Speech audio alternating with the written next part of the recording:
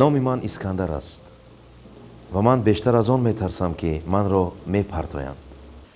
мисли ҳамон гузаштаи дур ки маро ба интернат оварданд ва ин ҷо гузоштанд. эҳтимол аз ин сабаб бошад ки ман то ҳол худро тарк кардаву танҳо эҳсос мекунам.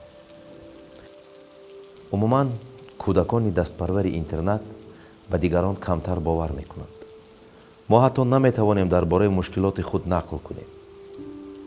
тамоми даврони кӯдакии худ ман танҳо дар ин бора фикр мекардам ки чаро суроғи дигарон меоянд, вале ба суроғи ман касе намеояд.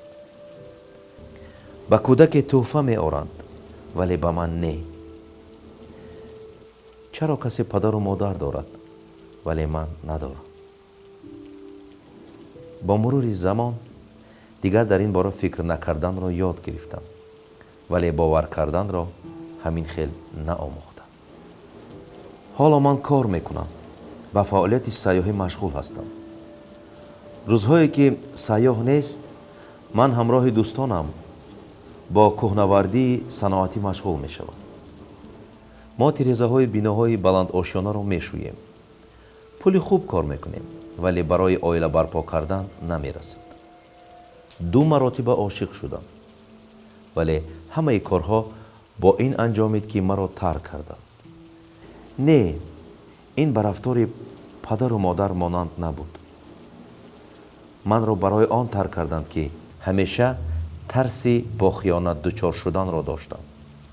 ин тарсу ҳарос метавонист ҳар лаҳза маро ғофилгир кунад. агар духтари дӯстдоштаам гӯшаки телефонро намебардошт, маро воҳима пахш мекард. ман метарсидам ки маро тарк мекунад ва ман беист занг задан мегирифтам. сипас паёмакҳои зиёд менавиштам. аз қабеҳтарин паёмҳо то илтиҷо мекунам маро бубахш. дар натиҷа духтари дӯстдоштаам таҳаммул накард. аз ман рафту гуфт ки наметавонад дар чунин шароити ноустувори эҳсосотӣ зиндагӣ кунад. бо дуввумин духтари дӯстдоштаам низ чунин ҳодиса пеш омад. ва ҳоло ман бо чунин андешаи доимӣ зиндагӣ мекунам. ошиқ мешавам, вале пас он маро тарк мекунам.